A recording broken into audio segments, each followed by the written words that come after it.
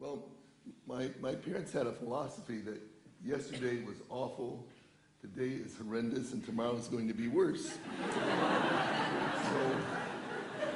being very dependent, I bought into that philosophy, and if you did feel joy, you'd feel very guilty about that, and you'd do something to make sure that joy didn't stay there.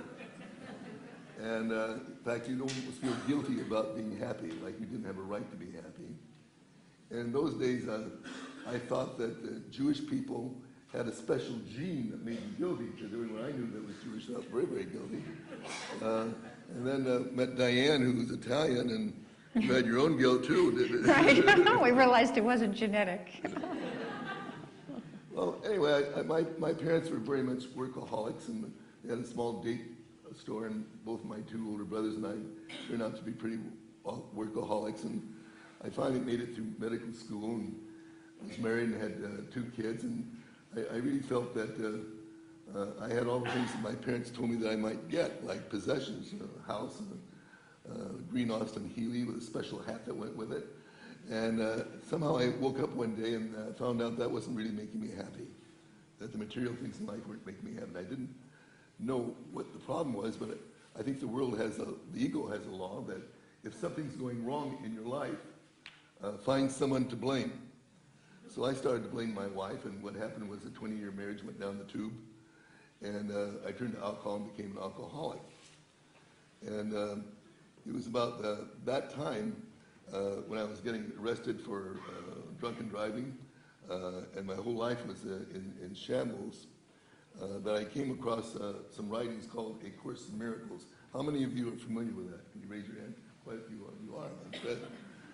So, for those of you who are not, very briefly, it's a book about spiritual transformation. It's a self-study course. Where peace of mind, peace of God becomes your only goal. Forgiveness becomes your only function. And you learn to listen to the voice of your heart, Holy Spirit, whatever name you would like to call that, to tell you what to think, say, and do. And as I began to become involved in that type of study, I found a sense of peace that I had not experienced before. And then one day I was making rounds at UC Medical Center. University of California. In San Francisco, and a little 8-year-old was asking the oncologist, what's it like to die? And I could see the oncologist was fearful and changed the subject. So I tried to find out where do kids really talk, who do they talk with? And found out often they talk to the cleaning lady in the morning who's sweeping up the floor to have an honest conversation. And that time I was really killing myself with alcohol, and yet I was afraid to die. And I had some guidance a couple days later to start a small little center with children who were dying. And that these children would turn out to be wise spirits in young bodies who would teach me and young other volunteers another way of looking at life, another way of looking at death. And we picked some principles from A Course in Miracles, spiritual principles, that we used as our way of operating. And you might want to share some of those principles, Diane. Right. This is the work that we now call attitudinal healing, which is actually separate from the study work of Course in Miracles. Attitudinal healing is people coming together and applying these principles in their lives. And we've added a few others to it. There's basically 12 principles, and they're really very ancient, and from many traditions. You can find them. I think that what attitudinal healing is a new contemporary way of applying these principles in our lives, and forgiveness is a core part of that. So we will weave that in and out today, sharing that with you. One of the principles is that the essence of our being is love. People often joke that if you got the first principle, you wouldn't need the last 11, and it's probably true. That if you really remembered that, realizing that the essence of every being is love, regardless of how they act out in fear in the world, and that we can see them as either loving or that they're fearful, giving a call of help for love. And under fear comes anger, rage, violence, all the horrendous things we do to each other, and to ourselves. And the way that we define attitudinal healing is simply that it's the realization that it ultimately is not other people or events or experiences that have happened that are causing us pain in this moment. But ultimately, it is our thoughts, our attitudes, our judgments, our perceptions about other people and events and experiences that cause us distress in this moment. So ultimately, which we'll weave through the day, is that it's ultimately not the other people that we need to forgive ultimately, but it's the judgments. What's causing us pain in this moment are the judgments that we have about that person. That's what's causing us the pain. So much of forgiveness has to do with our own experience of our own belief system. That doesn't mean the other person isn't completely responsible for what they did or didn't do, because they are. But that's a separate issue in a way.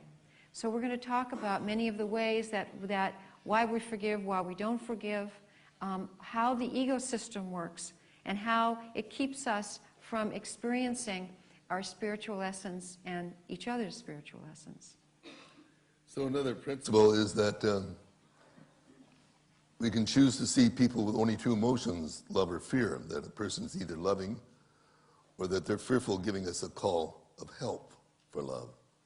So rather than seeing the person as attacking, we can choose to see that person as fearful. And the response then, the response to the person becomes very different. Because you think of it this way: when you feel attacked by somebody, you know, what's your first response? Attack back, defend yourself, right? And when somebody asks you for help, what's your response? Or if you see someone is fearful, reach out. Something inside of you opens up. So we're saying that there's another way of looking at our experience with other people. And when you think of it in terms of your everyday life, you think of a person that maybe you work with, or a family member, or someone that, or your intimate partner, this person that knows all of your buttons and knows exactly how to push each one of those, you know. Or this voice maybe of a parent nagging, saying you're never good enough, you're never call enough, why are you running halfway around the planet when you could be here with me, you know. And it's that other person in our lives that we always see as attacking us, or frequently attacking us, that we're saying there's another way today of looking at that person. Is to be able to see that person as fearful. Because if they're not experiencing love, and as a psychiatrist and psychologist, we narrow it down to these two simple places where we can encompass everyone. Either as someone is loving, experiencing love, or they're fearful, giving a call of help. That doesn't mean you jump out there and help somebody. It means in your mind you see that this person is not experiencing themselves as love. And it opens up another part of us and says, then you can say, what do I need to think and say and do about this relationship, instead of just like a robot responding back. Part of attitudinal healing is to move us out of the robot mode and into the thinking and feeling mode, and listening to our inner guidance, and listening to Holy Spirit, listening to this universal force, this God force, however we know it within our own culture. They never taught me anything in medical school about the word love or forgiveness. It was never mentioned once at medical school. And yet today, I feel as a physician, that's really part of our main function, really, as healers, to help people around that issue of ourselves, and seeing everyone as an equal teacher, student. Everyone that comes to our center is equal. So if you come to one of our groups and you have a PhD or an MD or an RN, whatever word you have after your name, would you please leave that outside? It's very hard for people who've trained a long time and like to give advice to let their degree outside. But it really puts everyone in the same playing field, and that's where love is, in the same playing field, where everyone's on an equal basis. You remember that fellow who did the dream work that came to the center with the children? Yeah. Do you want to share that? Okay. If I can remember it, let's see. The children had the children's group, and a man came who interpreted.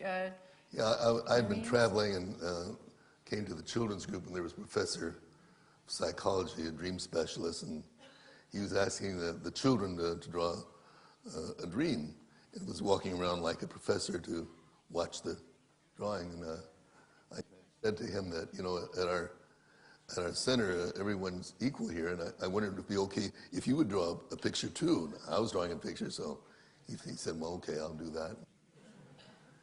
And he drew a picture of a nightmare that he'd been having since he was around 8 years of age. Man was around 50 now. And these children in our group were able to interpret it for him.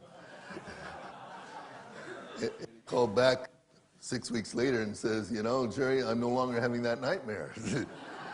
I understand what you mean about children being teachers too. And I also remember the event when Mother Teresa and my son Lee and I were in India traveling together in the same car and had that kind of experience. And my son had a tape recorder and was interviewing her and said, I'm just about to get my PhD.